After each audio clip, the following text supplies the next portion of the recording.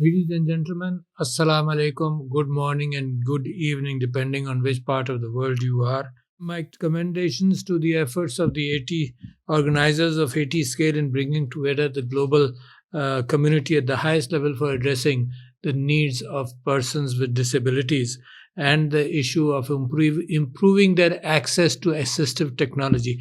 This has been very dear to my heart, and my wife and I have been working in this area since quite some time because I feel there is a desperate need.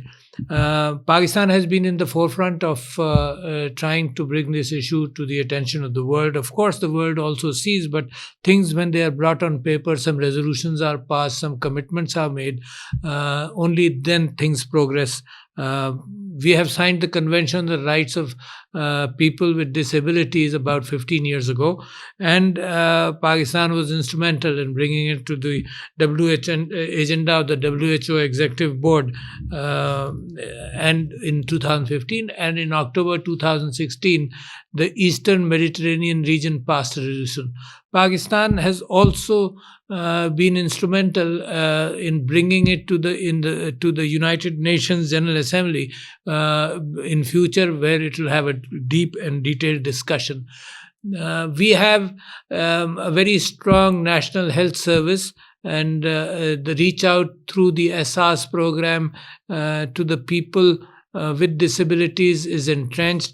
We consider we owe a debt of gratitude to the WHO, to our ministry as well, in moving these things along. I have recently launched a survey which has been done with the WHO's rapid assessment of assistive technology. Pakistan has assessed its needs, what the unmet needs, and that therefore the resource gap which is existing, and which we have to look forward to in trying to abandon that.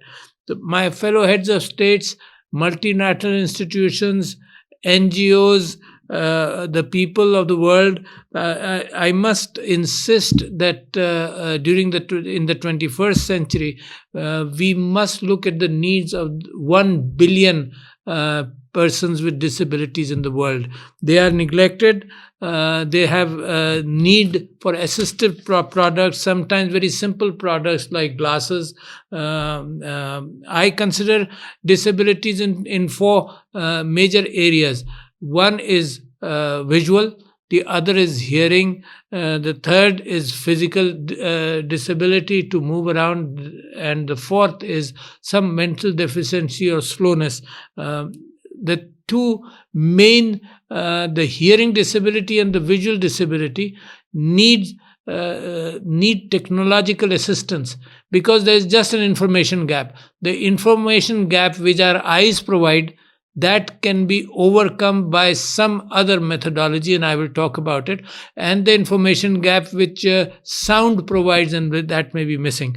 Information technologies, particularly a smartphone, can read all material available on the web. The smartphone can be a hearing aid in a different way. The smartphone can be a visual aid in a different way. And I believe that is where I will appeal to the multinationals and the IT sector to come forward the way they have come forward in COVID. In a similar manner, we want them to come forward in developing such technologies which will make life easier for people. Regarding the physical access, Pakistan, in Islamabad and all other cities, we are making efforts, because more concentration has been done on providing public access to people with wheelchairs in public spaces. My wife and I, we lead this effort in all cities of Pakistan. But to be sure, 90% of the world 90% of the world, among persons with disabilities, do not have access to assistive aids. And that is where we need policies, and we need an affirmative action to improve upon it. At the same time, we are making an effort in education and health. I believe those which have exactly a similar intellect to us generally, for example, those with hearing disability and those with visual disability and those with wheelchairs, are part of the system, rather than keep them dependent because of social taboos or exclude them from society, they must be included. And they can be, and they are, of course, where they have been given the opportunity, splendid members who contribute to society, who take care of their own livelihood, and they are not dependent on governments or on charity. So therefore it is very important that their education in Pakistan as well as elsewhere in the world is taken care of with special effort. They need only a special effort in communicating to them, and with special effort, and their health needs are taken care of. To the governments, I must request them to embrace the reality and to come forward, assume leadership, responsibility, develop plans, provide budget, and then take action. That I am sure the governments, all of us are serious, and therefore it has to be done. A neglected sector of humanity must not remain neglected.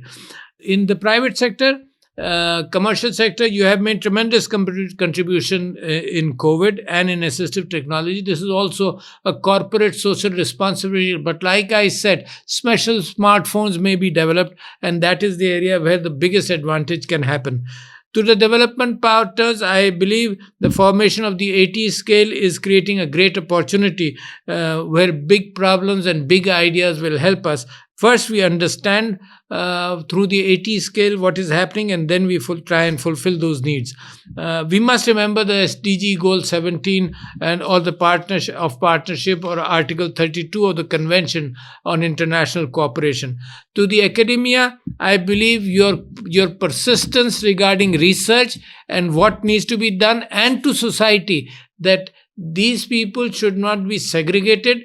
I am sure society must be inclusive, education must be inclusive, and health must be inclusive. In Pakistan, we are making tremendous efforts in this direction, and I believe as we come together as an international community, we should be able to resolve these problems in the next few years. Thank you, ladies and gentlemen. Wish you all good luck.